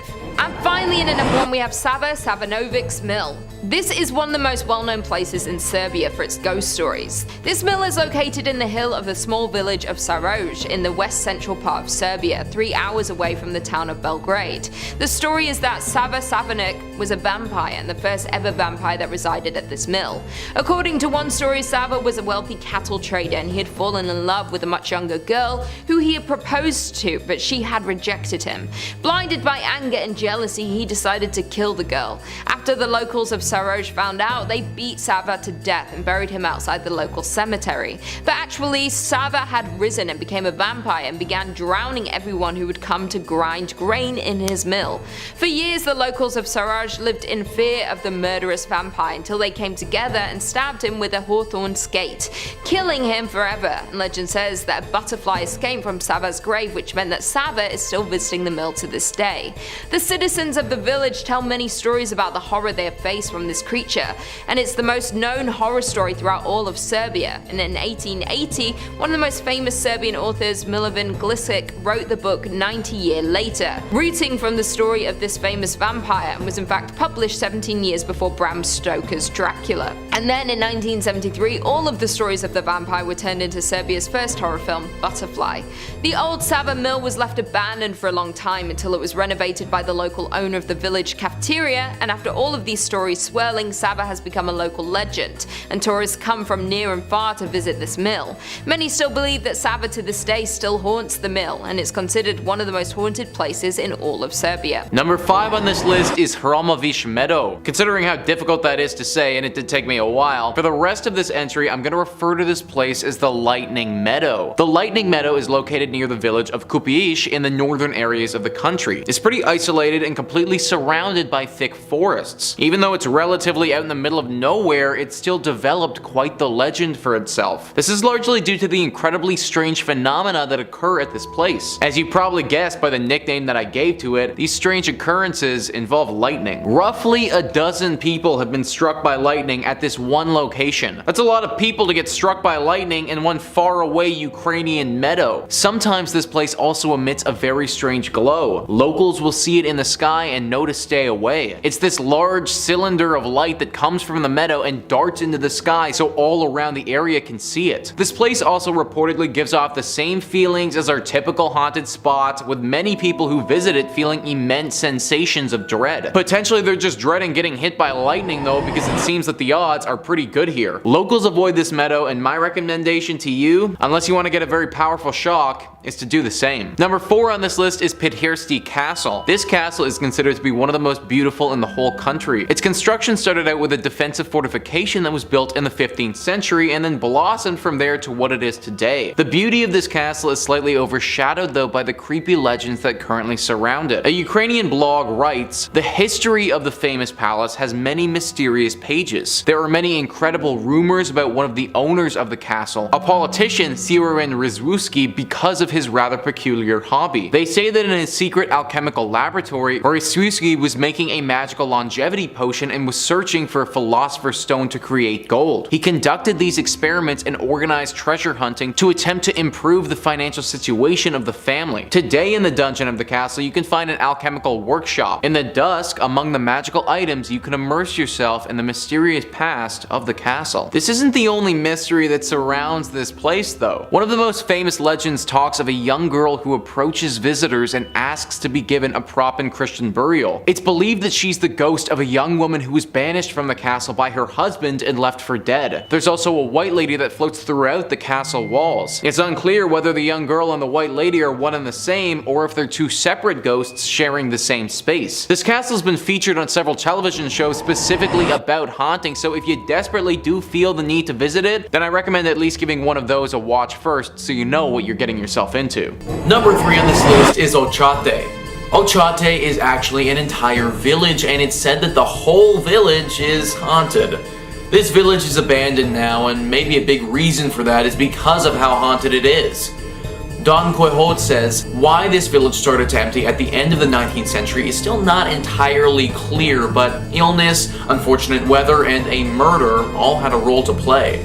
During this time there was sickness, especially the Spanish flu, which devastated the area, and rain and hail that destroyed crops in successive years during the 1920s caused people to go search for a better place to live. In 1930 there remained only 2 families, one being a family of 3 and the other a single elderly man. Because a crazy pastor that frequented the village threatened pretty much everyone, the Aranguiz family decided to move to a safer village nearby. The elderly man, Eusebio, wasn't far behind. Their fears were later realized when the crazed shepherd brutally killed a fellow shepherd in one of the abandoned houses in Ochate in 1936. All of this has obviously left its mark on this abandoned village, and now it's just a mess of ghostly and paranormal activity. A hotspot of spirits, demons, and beasts. In fact, and this is almost something else entirely, but there have been literal sightings of UFOs here before. That's a lot of stuff for one tiny village in Spain. I would recommend doing exactly how the locals did and avoiding this village at all costs. Number 2 on this list is the Thorax Hospital. The Thorax Hospital has definitely seen some horrible things over the years. The hospital, which is now abandoned and out of use, is located in Teresa. Back in its heyday, it was mainly used as a hospital for those sick with respiratory illnesses. All of the diseases varied, but if it had to do with your lungs, then it was likely that you ended up here. The hospital sadly boasted a very horrible statistic when it was operational. It seemed that an uncanny amount of individuals would take their own life if they got sent here. Many believe that due to the nature of the diseases that we're referring to, many people died a slow and painful death. This process often induced a sort of psychosis where the individuals would start to lose their mind a little bit before dying. Logical thought was very hard for these individuals to grasp, and even though it was a house of the sickly, it also turned into a house for the mad. This is why a lot of these individuals would take their own life. One of the biggest legends surrounding this spot is the jungle. Apparently, there is a garden in the middle of this hospital. Patients would go up to the 9th floor and they would either be thrown off or jump themselves to what was called the jungle down below, or the garden. Obviously, the 9-story fall was too much for their bodies to take and they would die. That's why people believe this garden to be the most haunted of all the spots in this hospital. A very dark and somber place in Spain that shouldn't be gone to. And finally, number 1 on this list is the Malaga Tunnels. Malaga is a beautiful province in Spain by the water. It's a very popular tourist attraction spot that has some of the most beautiful beaches in the world. Underneath the fun in the sun, there are some deeply haunted tunnels though. Cycling Country writes, tied to a grisly chapter in Malaga's history when for 30 years a spate of young girls went missing in the area, some of their bodies were found near a river quite close to the Cortejo. Rumors soon abounded that underneath the building existed tunnels and torture chambers where these unfortunate women met their fate and with satanic rituals being performed. It also was a hospital and prison during the Bloody Civil War and quite possibly saw some executions and a lot of torment. The truth is, the tunnels did exist but have now been bricked up. The rest, well, you'll have to make up on your own mind whether this qualifies as one of the most haunted places in Spain. However, passing by this abandoned place sure is creepy. Disembodied voices, screams, lights, a sudden grip by a cold hand, and appearances in upstairs windows of people all add to the strangeness of this spot and have been witnessed by researchers in the paranormal fields. Unfortunately, this notoriety has caused a lot of damage due to thrill seekers trying to literally unearth the building's secrets. To add fire to these myths, in 2000 a film was made there using it as a backdrop. However, accidents, faulty sound, and battery problems plagued the production and it was never finished. For me, this is definitely one of the most haunted places in Spain. We're talking about torture chambers, satanic rituals, murder. This is a horrible place that has seen way too many tragedies and horrors to be anything but a haunted location. If you go to Malaga, stick to the fun and the sun and stay away from the tunnels and this haunted building. Going down there may just be the last thing that you do. Coming in at number 5, we have Wolpertinger. The Wolpertinger can be found in Germany and is a mysterious creature that roams the alpine forests of Bavaria. This odd-looking creature isn't particularly large or vicious, but can be incredibly scary due to the fact it is made up of different body parts of various animals. It has the head of a rabbit, the body of a squirrel, the legs of a pheasant, and has antlers, fangs, and wings. Legend has it that if you are brave enough to try and lure the Wolpertinger in to see it for yourself, you need to bring salt with you and a trap. It is said that if you sprinkle salt on its tail, you can supposedly catch it. Also, if you prop open a sack with a spade and light a candle inside, the demon will be attracted to the light, and once he's inside the sack, you remove the spade and trap him. But be very careful, because if they feel threatened, they can attack, and they are extremely quick. The creepiest thing about this demon is that some people have hunted down various woodland creatures to create their own stuffed Wolpertingers to keep, sell them to tourists, or give them to hotels or inns to put on display for all to see. So if you're planning a trip to Germany, I would definitely steer clear of the forest in Bavaria. You wouldn't want to come into contact with this demon creature. In at number 4 we have Tatzelworm. The Tatzelworm is a huge man-sized worm or snake with a feline face and a reptile tail that usually lives underground in the Eastern Alps in Switzerland, Liechtenstein, Italy, Bavaria, and Austria. The only time you may get attacked by this hideous creature is if you disturb it or threaten it while it's burrowed. It is believed that this demonic creature is extremely venomous and can attack you with its poisonous breath, and tends to make a high-pitched hissing sound when attacking their prey. So if you ever hear that nail on a chalkboard like sound, I suggest running the other way. The name Tatzelworm isn't traditionally used in Switzerland. They usually refer to this demon as Stollenworm, or the dragon of the mine tunnels. The Stollenworm may also be interpreted to mean a serpent with short, thick feet. An early description of dragon sightings in Switzerland was seen by Johann Jacob Wagner as early as 1680, and then illustrated further by Johann Jacob Schuster in 1723 and referred to as Schuster's dragons. The cat-headed serpent with black-grey body and no legs was said to be encountered by Johann and Thomas Tinner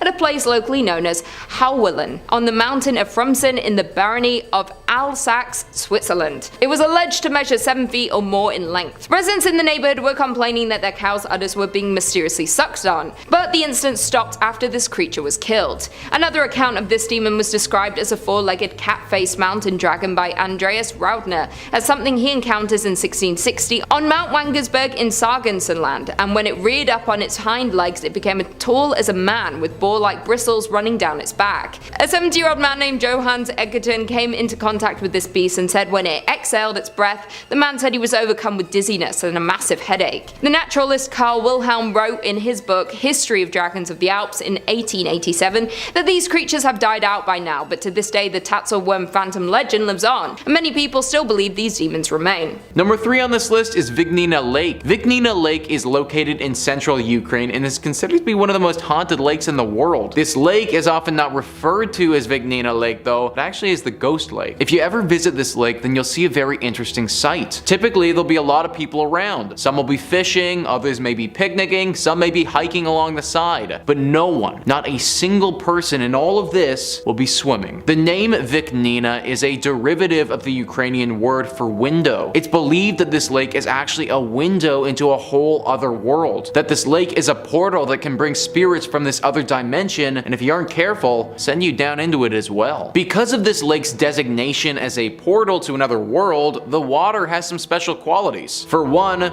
it never freezes. Ukraine can get pretty cold, but no matter how cold the area gets, this lake refuses to freeze over. This is probably due to the incredible amount of energy that's within it. This energy also makes the fish grow incredibly quickly. The rate of growth and the overwhelming size of some of the fish that are in this lake make it one of the best spots for fishermen in the whole country. It's unclear if anyone has actually been lost down into this portal, but it seems the locals believe in this lake legend enough that they don't want to see for themselves. Honestly, seeing a portal to another world would be pretty cool, but who knows what could come out of there. Highly recommend going if you want to fish or see some nice scenery. Highly don't recommend going if you're looking to take a dip though. Number 2 on this list is Bilhorod Dnistrovsky Fortress. Yeah, try saying that 5 times fast. This fortress is also referred to as the Ackerman Fortress and was first built over 1,000 years ago. It's one of the largest castles in all of Ukraine and also one of the biggest tourist attractions. The scenery is lovely, the architecture is beautiful, but the draw of these tourists is typically the hauntings. This castle is built over a collection of underground passageways. These passageways may look abandoned if you go down there, but locals believe them to be the home of some very strange creatures. Reports have come out over the years of people passing by the castle getting attacked by some dark-horned entities. These beasts have a very unique and pungent odor to them and are incredibly stealthy. The attacks have taken place at nighttime, and the victims of these have said that they were so fast that they couldn't defend themselves. The leading theory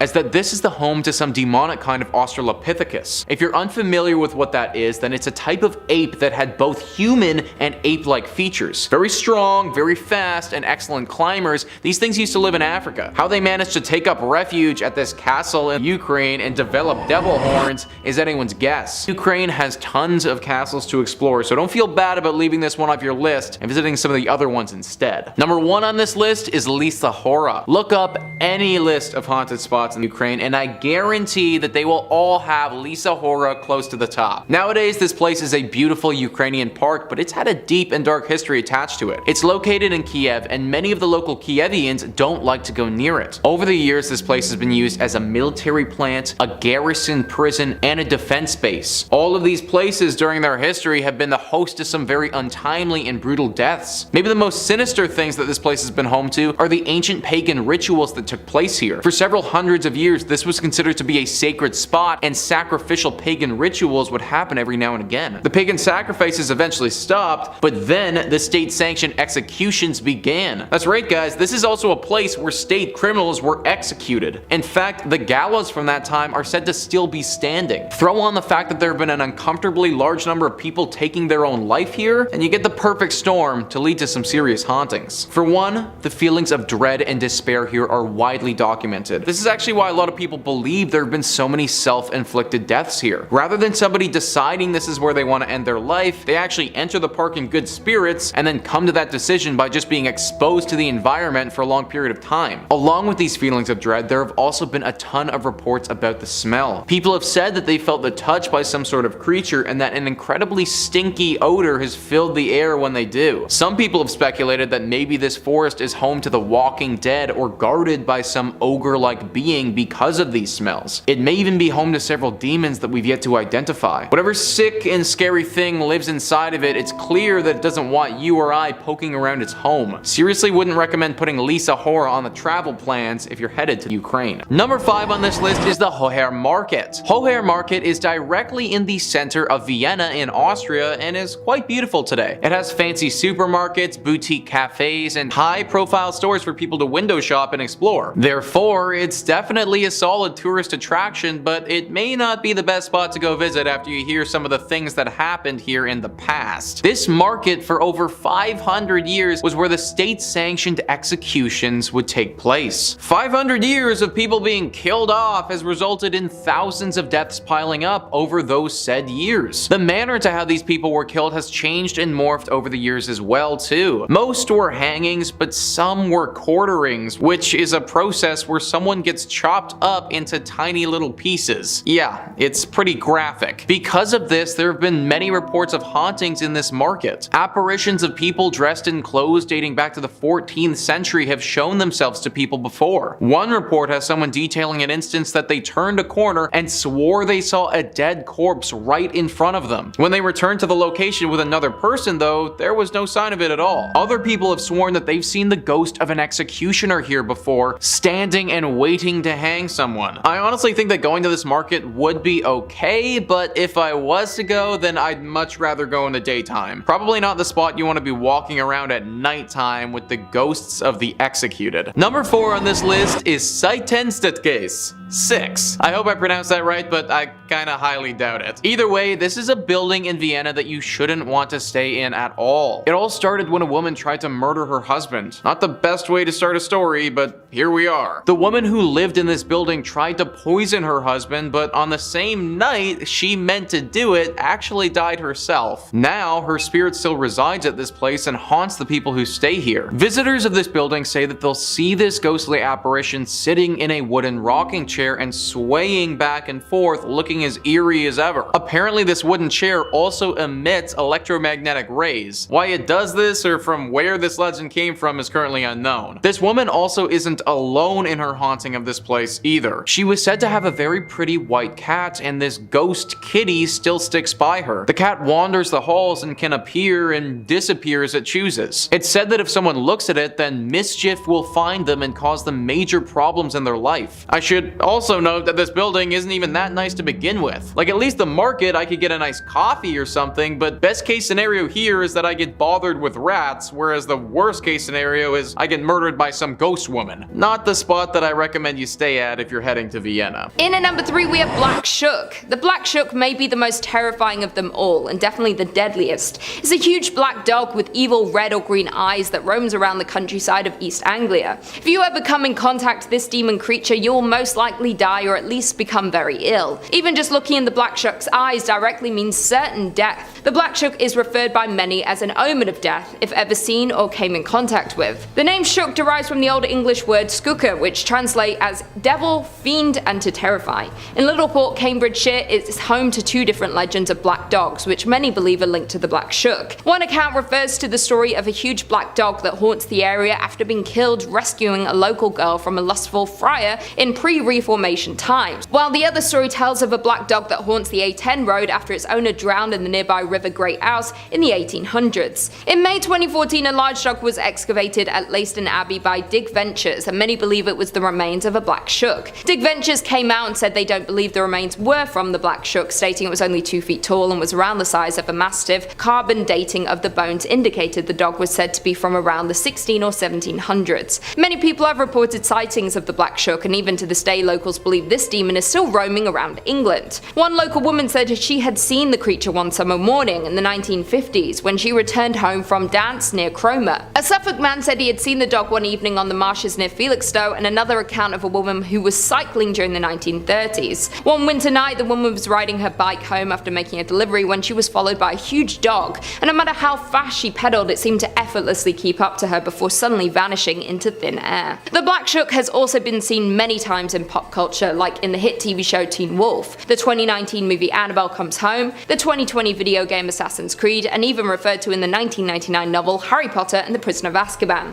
In at number 2 we have Basilisk. The Basilisk is an extremely dangerous being. It is a legendary reptile that is referred to as a Serpent King, who can cause death with a single glance and is believed to be able to breathe fire. This snake-like being is not very big but is highly venomous and can kill in an instant and leaves a wide trail of venom behind. The Basilisk is quite different from a normal looking snake and is named King because it is seen to have a crown-shaped crest on its head. One of the earliest accounts of the demon comes from Pliny the Elder's Natural History, written in roughly 79 AD, where it's described as a monstrous cow-like creature and all who beholds its eyes fall dead upon the spot. The only thing that the basilisk fears is a weasel. It is the only animal that can face and attack the demon snake, and apparently the weasel's urine is the basilisk's kryptonite. It can also be killed with the crowing of a rooster, and many travellers would, and some still do, carry a rooster when they venture into areas where it was said that the basilisk lives. Some people have speculated that accounts and descriptions of cobras may have given rise to the legend of the basilisk demon. Cobras can maintain an upright posture and are often killed by mongooses, and the king cobra have a crown-like symbol on its head. Several species of spitting cobras have the ability to spit their venom from a distance, often in their prey's eyes, so they have many similarities to the basilisk.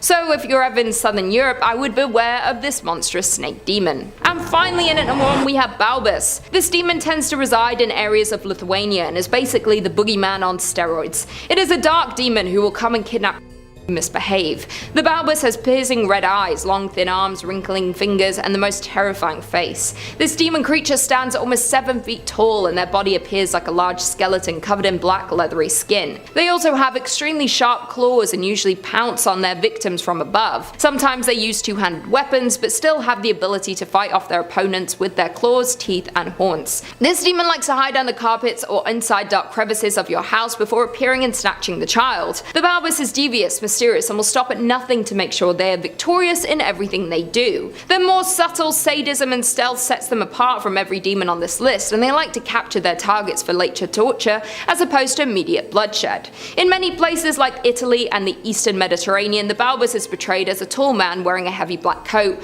with a black hood or hat which hides its face. Sometimes parents would loudly knock under the table, pretending that someone is knocking at the door to make their children behave. It is also featured in a popular Italian nursery rhyme saying, "Who do I give this child to? I will give him to Balbus for a whole year." This tactic is used by many parents throughout Europe to make their children who are misbehaving fearful of getting the wrath of Balbus and in turn making them behave better. Many believe that the popular boogeyman was actually inspired by this demon by the fact that he likes to kidnap during the night, hide in darkness, and frightening children into good behaviour. The boogeyman is a term used to instill fear in children, and the Balbus is the most terrifying demon of them all. Number 5 on this list is the Buda Labyrinth. Buda Labyrinth is a series of tunnels that are all connected under Budapest. It's a naturally forming system that humans have cultivated. They've used this place for many different purposes since ancient times. Storage and shelter are right up there as being some of the biggest. They've also, however, hosted some pretty dark and disturbing things here. These tunnels have been used as torture chambers before. They've been used as a prison before and even a dungeon back in the day. Due to some of these darker times that the tunnels have seen, it's believed that there's some residual dark energy that resides here and the tunnels themselves are ultimately haunted. Some of the most commonly spotted spirits in these tunnels are that of 3 women. A while back, 3 female skeletons were found in the depths here. The cause of death was never fully confirmed, but it was believed by how they found them that it would have been horribly brutal. These 3 ghosts haunt this place all the time, and there are even stories about how they used to take people. They would leave the confines of these tunnels and drag unsuspecting victims down here to die. That hasn't happened for several hundred years though, so I think that we're all pretty safe in that regard. They aren't alone down here though. The souls of those who were tortured to death still linger here and oftentimes make themselves known to visitors. Disembodied voices, screams, moans, the feeling of someone's hands grazing over you as you walk past. All of these are very common occurrences down here. We just seen it time and time again where a place sees a little bit too much darkness and hate and then becomes haunted. The Buddha Labyrinth is definitely one of those examples. Highly recommend keeping it off your itinerary if you're traveling to Hungary anytime soon. Number 4 on this list is Witch Island. Yeah, literally a place called Witch Island obviously is going to be making the list. There's an ancient legend that surrounds this island which has given it its name. It was a classic case where people were thought to be witches and were wrongly accused of such and then ultimately put to death. Let's Travel says, it might seem like a pleasant and relaxed place, but there is a creepy story following this place. Sezgid was suffering from a serious drought and the locals were praying for that.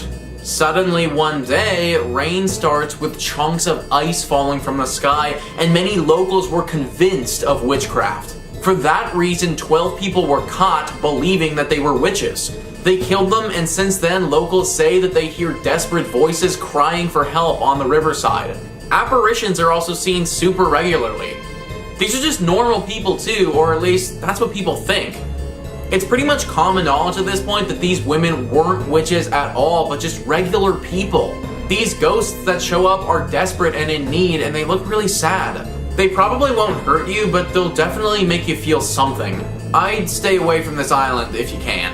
Number 3 on this list is Malavenspitz-Bubenhaus. Now that is super hard to say, so for the remainder of this entry, I'm going to refer to this as the Vienna Prison. This place was put out of commission a long time ago, several hundred years ago in fact. There is a new building there now, but it's still haunted with the same ghosts that riddled this prison several hundred years ago. The prison was known for something truly horrible: torture. Apparently, presumed criminals would be taken into the basement of this prison and brutally tortured in this spot. This torture was so horrible though that those that were kept here would sometimes take their own life prior to this treatment. The souls of those that were tortured and the souls of those that killed themselves are the ones that haunt this place to this day. Blood-curdling screams have been heard throughout this entire building. People have also reported feeling attacked by spirits here, like they're ripping at their own soul and tearing them apart. Just because you destroyed the initial building that caused these atrocities to occur doesn't always mean that the ghosts of those that were hurt will automatically move on. This is exactly what happened here, and it's why you guys should never go. Number 2 on this list is Friedhof der Namenlosen. This place is a cemetery, and it's been nicknamed the Cemetery of the Nameless. Amy Script details the history of this place beautifully by writing, throughout the 1800s, the Danube River, which cuts through Austria, was often littered with bodies. These were usually drowning victims, those who had committed suicide, and often cause of death was unknown. Once the river had claimed these lives, it would carry the lifeless bodies of its victims ashore, hence dumping them in the same area. As even more bodies accumulated, respectful locals sought out solutions to offer them peace. The Cemetery of the Nameless was erected to offer these unidentified nameless people a place to rest, because they could not be interred at any of the Catholic cemeteries in Vienna, probably as many of the victims were of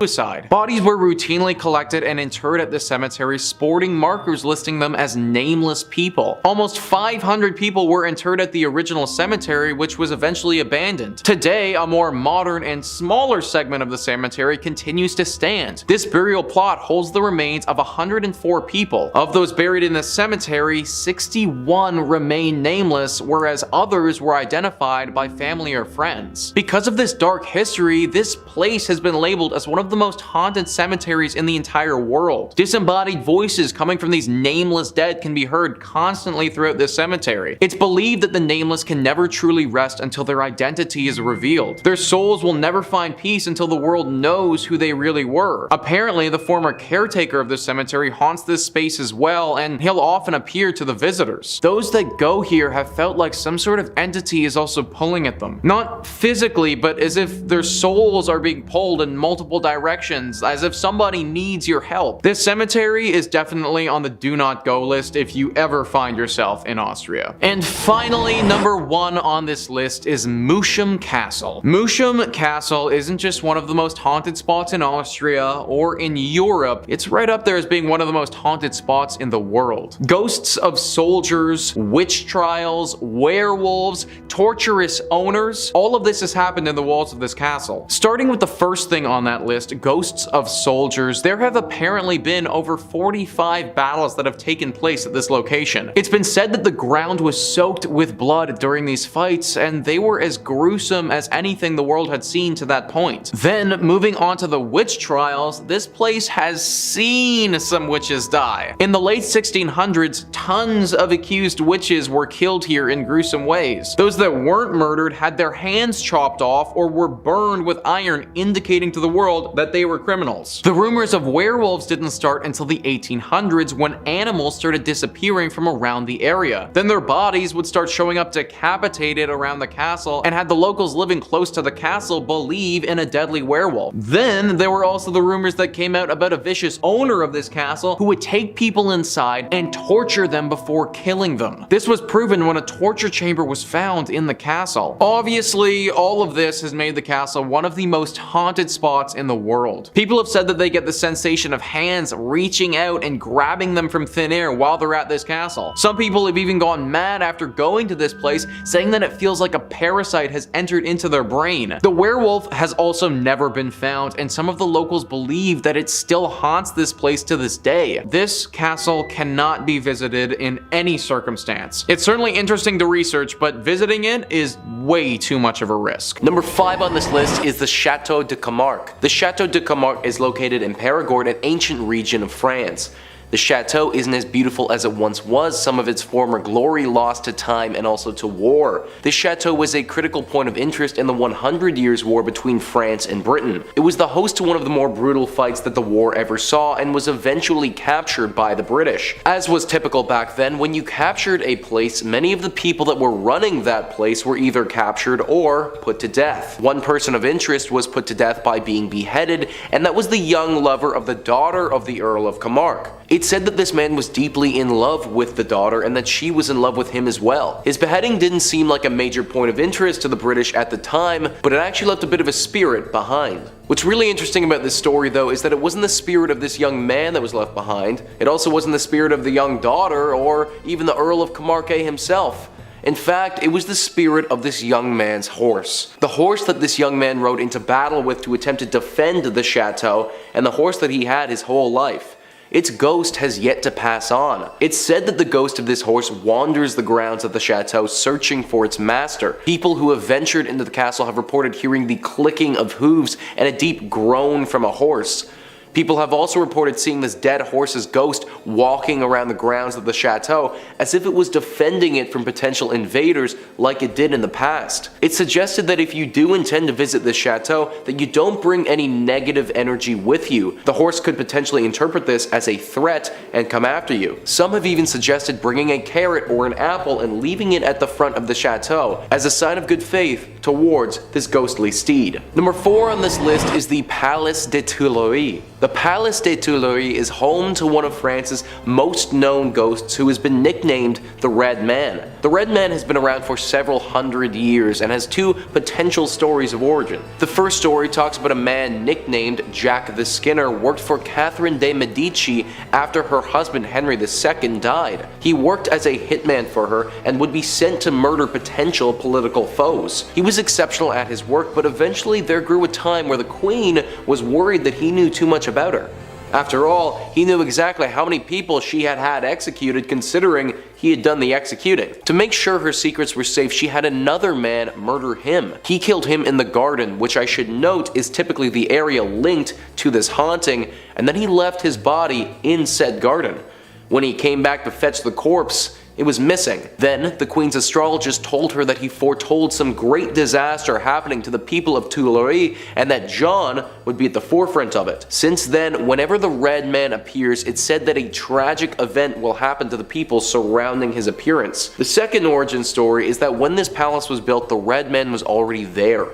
This ghost spoke to Catherine de' Medici and foretold her death, and even though she forsook him and the palace that she had built, the prediction he had made turned out to eventually be true. Pierre-Jean de Béranger, a famous French poet, describes the Red Man as being a small man clothed from top to toe in scarlet, whose eye is so piercing and unearthly that it terrifies the most courageous. He never speaks, nor are his visits of much length. He vanishes soon after his presence is discovered. This has been echoed throughout time as many French nobles have received visits from the Red Man before. Henry IV, Louis XVI, Marie Antoinette have all had visits from him in the past. There's even a story talking about how the Red Man appeared in front of Napoleon right before his death. There are tons of beautiful palaces in France, and if it was me, I'd avoid this one and go to one of them. Better to be safe than sorry when we're dealing with a devil-like demon whose presence means impending doom. Number 3 on this list is Grès-les-Bains. This is a commune that is in the southeastern part of France.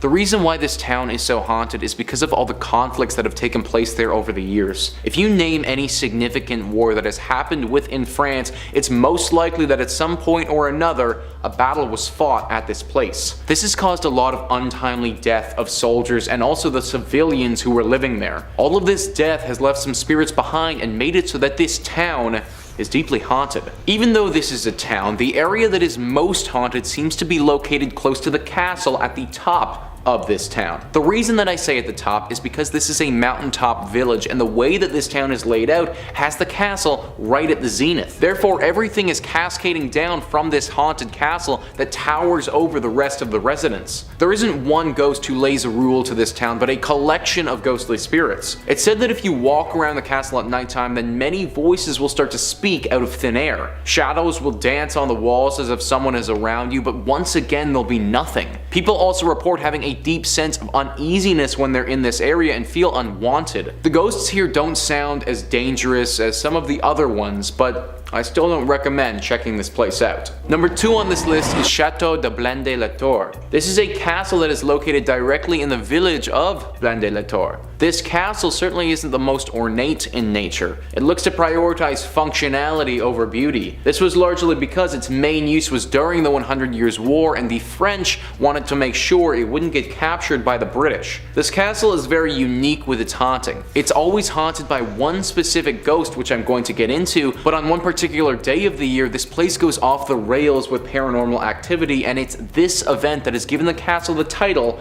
as the most haunted castle in all of France. At midnight on All Saints' Day, which is on November the 1st, it's said that a plethora of phantoms will fly out and circle around the tower of this castle. They will scream and wail and cause a major ruckus. People have also said that these wailings feel inherently sinister in nature, almost as if these ghosts are driving people away from this place. Reports have also said that chains can be heard smashing against the walls, and screams from below in the tower are heard as if people are locked up there. This event only takes place on November 1st at midnight though, and is now part of the lore and culture around this village. On a regular day, this castle isn't completely without ghostly apparitions though. The ghost of the master of the castle from the 11th century walks throughout in a bloodied outfit.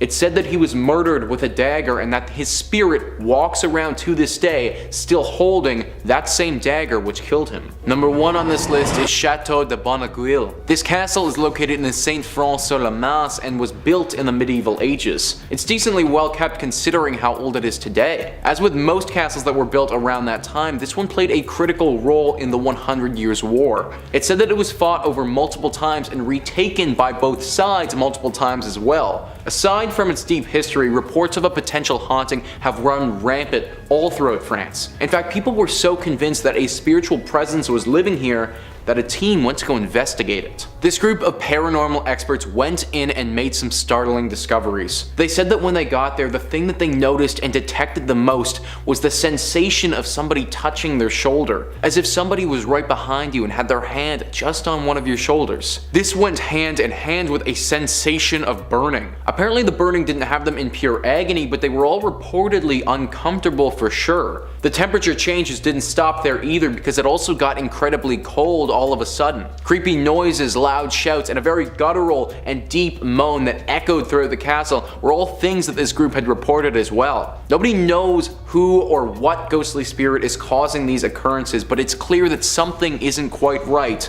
about this French chateau. Coming in at number 5, we have Frankenstein Castle. The Frankenstein Castle is a hilltop castle that sits in Odenwald overlooking the city of Darmstadt. It is thought that this castle was the inspiration for Mary Shelley's Frankenstein novel. The name Frankenstein means stone of the Franks. The name is often used for castles in this region. The castle was built in 1252 by a ruler by the name of Lord Conrad. The castle was enlarged and modernized over the years. During the 18th century, the castle was used as a refuge and hospital ward. Following this, the castle fell into ruins. There are a few myths and legends at the castle. There was a man named Johann Conrad Dippel who reportedly was born in the castle. As he grew up, he became a professional alchemist. As well as this, he became intrigued by anatomy. There are rumors that he started to experiment using human bodies. Even more than this, they said that he attempted to reanimate his experiments using lightning. The people didn't approve of his experiments. The local people still tell stories of Dippel, including Mary Shelley's grandmother. It is thought that this was the basis of a story that is well known today. There are many tales like this from the castle. It seems to have seen a lot of phenomenal things since it was built. There is also the story of Lord George and the dragon. In the 1800s, it is said there was a dangerous dragon that lived in the well. Every night it would crawl from the well and make its way to the local village where it would eat the peasants. They live in fear of the dragon taking more of them. One day a knight named Lord George came through town and they pleaded with him to end the dragon's reign of terror. The next day he put on his armor and rode up to the castle to find the well. He found the dragon and the two fought for hours. They were both ready to pass out from exhaustion when George landed the final blow to the dragon. As he fell, he struck the knight with his tail, which contained poison. The village was so relieved and happy that the dragon was gone, they gave George an honorable burial. To this day you can visit and pay respects to him. It is said that today the ghosts of these tales haunt the castle. Although the castle is in ruins, the stories and spirits still remain. If the Frankenstein story is anything to go by, these are some spirits that you should avoid at all costs. You won't want a reanimated soul coming after you or latching onto your vessel. Coming in at number 4, we have Black Forest. The Black Forest is a large mountain range in southwest Germany. With such an ominous sounding name, it should come as no surprise that the mountain is considered to be haunted. The local folklore tells of ghosts, witches and werewolves. Some even claim that the devil haunts the forest. One of the now most famous stories is that of Der Grobman, who most probably don't know was the origin of Slenderman. The story goes that Der Grobman was a fairy who lived in the Black Forest. The local children were warned if they wandered into the forest they would be taken. For children who did go in the forest despite the warning, the tall man would chase them throughout the forest until he finally caught them. He would often prolong his search to taunt the children. Once he had them in his clutches, he would steal them away. They would never be seen again. His appearance is tall, incredibly thin with multiple upper limbs like that of a spider. It is said he can easily hide behind the trees, making his limbs stretch out like branches of a tree. There are even some woodcuts of the creature reaching back to the 16th to 18th century. There is evidence reaching back even further in time. A journal entry was found of a distraught parent. There is a long history of Der Grobman wreaking havoc on the local community. It is believed that this creature still lives in the Black Forest. The local residents still warn about children wandering off from their family. They try to warn any tourists who would want to camp in the forest or go for a hike overnight. Unless you want to meet the real life Slenderman, I would avoid this on your trip across Germany. Number 3 on this list is the Rue de Chantre.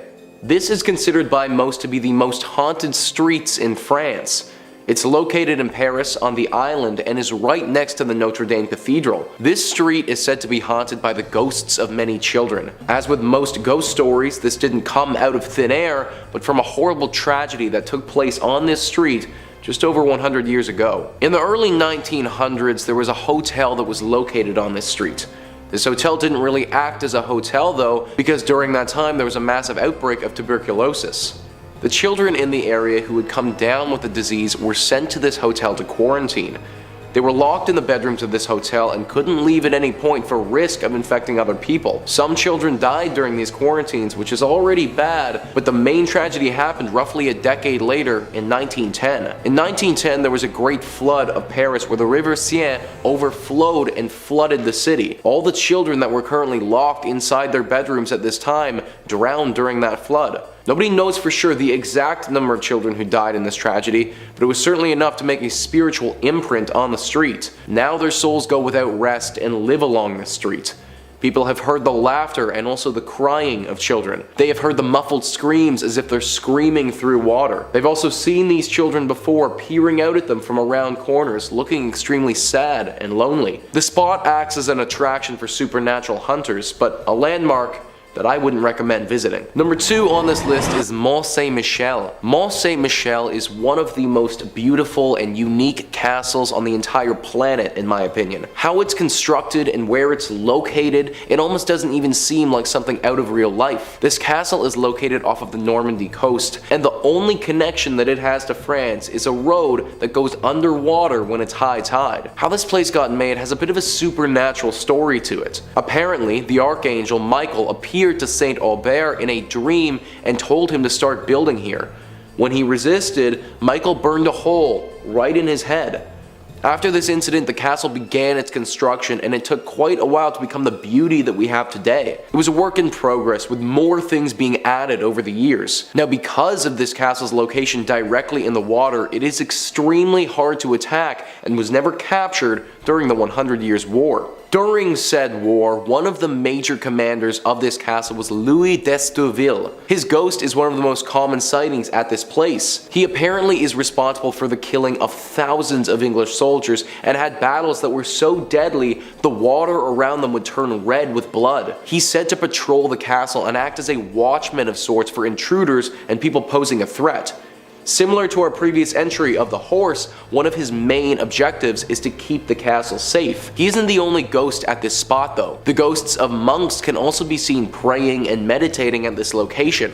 For a long time, this castle housed several hundred monks until they were ultimately kicked out from the space. Their spirits still linger in this place though, although they aren't nearly as frightening as the weathered war general, in my opinion. Number 1 on this list is the Paris Catacombs. The Paris Catacombs is unlike anything else on the entire planet and is the breeding ground for scary stories. These catacombs are a collection of tunnels that are underneath the city of Paris and stretch for over 2,000 acres. The tunnels act as an underground cemetery where they house over 6 million dead bodies. This is one of the largest collections of the dead in the entire world, and if that wasn't enough, you can actually see their skulls as they all line the walls. These catacombs are extremely difficult to navigate.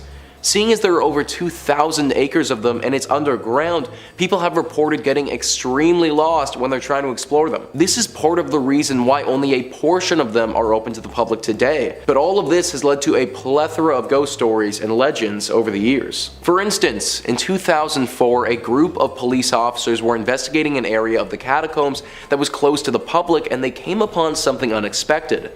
A bar, a living room, a workshop, and a meeting area for over 20 people, they were all found. This was alongside a PA system, a camera system recording the area, and a pirated means of electricity. All of this was more than suspicious, but when the officers returned a few days later with some more people, everything was gone, except for a note that read, "Don't search." This isn't all there is to the catacombs though. In the 1990s, a group was searching through them and found a video camera lying on the ground. They picked it up and examined it and saw that there was a recording. The recording was clearly of a man who was very lost in the catacombs and extremely frantic. Scary voices could be heard in the background, and the heavy breathing of this man indicated his panic. Finally, the camera fell to the ground and we could hear the man scream. These are just 2 of the more famous stories to come from these catacombs, but so many other ones of ghosts or demons haunting the area have come from this place. If you were to ever go here, then make sure you have a strong sense of direction and a flashlight, because the last thing you would want is to get lost in an underground haunted graveyard. In at number 5 we have Berlin Citadel. The citadel was built in 1559 and is known as one of the best preserved military structures in Europe. It was originally built to protect Spandau from attack, built specifically to have no blind spots, giving an advantage on all sides in the event of an attack. The citadel has seen a lot of destruction and war since it was built, but the most famous ghost to live there is the spirit of Anna Sidow. Anna was married but had a love affair with Joachim II, the local ruler at the time. As the ruler was dying, he asked his son to take care of Anna. The affair had been frowned upon, but as both of their parents had passed, they had grown closer before he got sick. When he passed, his son didn't keep his promise. He immediately imprisoned her in the citadel. No one ever saw Anna again after that. There was no explanation as to where she had gone or if she had been punished for her love affair with the ruler. There had been reports from visitors of the White Lady, a ghost seen walking around the citadel late at night. Some felt a sudden cold breeze and feeling of dread while walking around the grounds, but still there was no explanation. Years later, the citadel was a big tourist attraction and renovations took place. While they began to renovate, they found the remains of Anna. She had been walled into a cell and left there. This seemed to confirm the rumors that she was the White Lady for all these years. Some people have seen her late at night, but others have felt her presence. Even after she was found, her spirit had remained. If you visited today, you might catch a glimpse of her if you were to be there after nightfall. Coming in at number 4 we have Swiftcov Castle. The origin of Swiftcov goes back to the prehistoric times. A fort was built there in the 1st century AD. It sits on the edge of a lake covered in all sides by water, making it the perfect place if you're worried about intruders. The castle was built in the early 13th century by King Otakar. It is not known when it was built, but the first written mention of the castle was in 1234 when it was owned by the King of Bohemia. It had many owners throughout the years, being seized in wars and passed to new rulers. It is now owned by the National Heritage Institute and is open to guests. It is regarded by locals as the creepiest place in Germany. Many refuse to visit or leave before it gets dark, as not to disturb the spirits they believe to live there. They believe that the castle is home to a dark supernatural entity. They believe it had been since prehistoric times and has never left the land. There are often voices heard from around the castle. Technical faults happen, often with no explanation. It's also been said many animals refuse to go into the building and act strange on the land outside the castle. There have been many times where the staff had lit candles to light up the halls when night falls. There have been times when every candle had been blown out at once, sending chills down the spines of anyone in the area. The most haunted part of the castle is the main tower. There are reports that if you sleep in the tower, you will pass away within the year. There are at least 2 confirmed cases of this happening throughout the castle's history. Coming in at number 3 we have Eltz Castle. Eltz Castle is nestled in the hill of Germany. It is still owned by the families who originally built it more than 33 generations ago. Eltz Castle is one of the only castles left which has never been destroyed by the events of the medieval era or subsequent wars. The house is split into 3 sections due to the 3 families who built on the land together. The Rubenack and Rodendorf sections of the home are open to the public, but the Kempenich branch of the family uses the other third of the castle.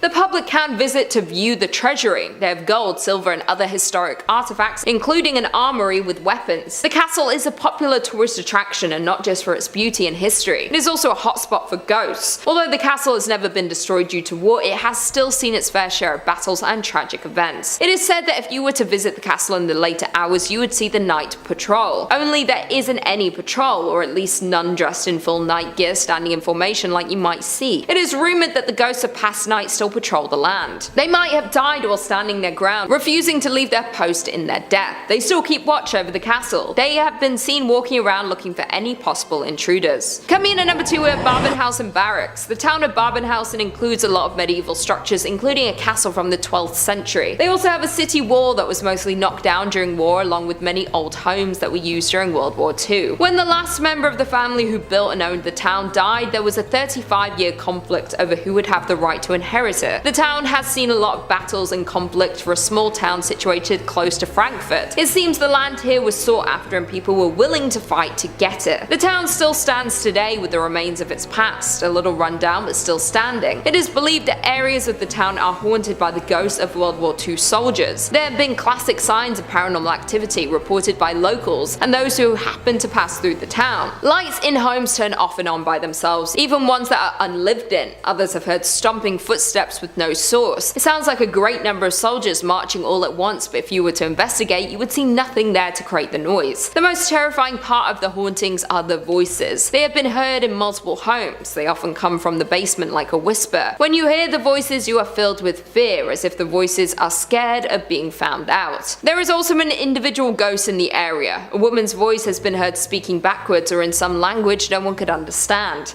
It has been reported that a witch was burned at the stake in the 19th century, and it's believed she is still there. Some say she seduced and attacked several German soldiers in an attempt to protect her land when they were staying in the town. The town is full of history that might intrigue you to visit, but be warned there are many spirits trapped here and they might not all be so friendly. And finally, in at number 1 we have Kranzberg Castle. Kranzberg Castle was built in 1170 to fortify the area of Kranzberg. The medieval building was acquired by the military and used for intelligence purposes during World War II and the Cold War. It has over time been restored to its original state to preserve its history. During its military use, it gained a lot of negative stories and people viewed it as somewhere to avoid at all cost. After the war, it was turned into a prison camp for war criminals. It's reported that the castle has seen a lot of death. People may have been tortured for information or to find out their involvement in the war. Either way, the energy here was evil. Since this period of time, there have been reports of paranormal events happening frequently. There is even a bunker that was built under the castle to contain the secretive things happening here. This links to other buildings in the area. They use this to smuggle prisoners under the castle. If you were to visit the castle, or if you brave the bunker, if you can find it, you would experience some intense paranormal activities. Screams have been heard from around the castle, screams that are begging for help or for mercy.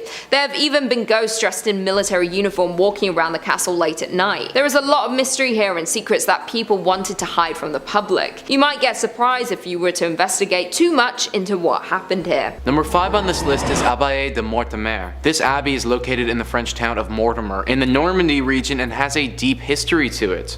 In the mid-1500s, this was a prosperous area filled with a bunch of monks. It was a growing town that was one of the most successful in the region.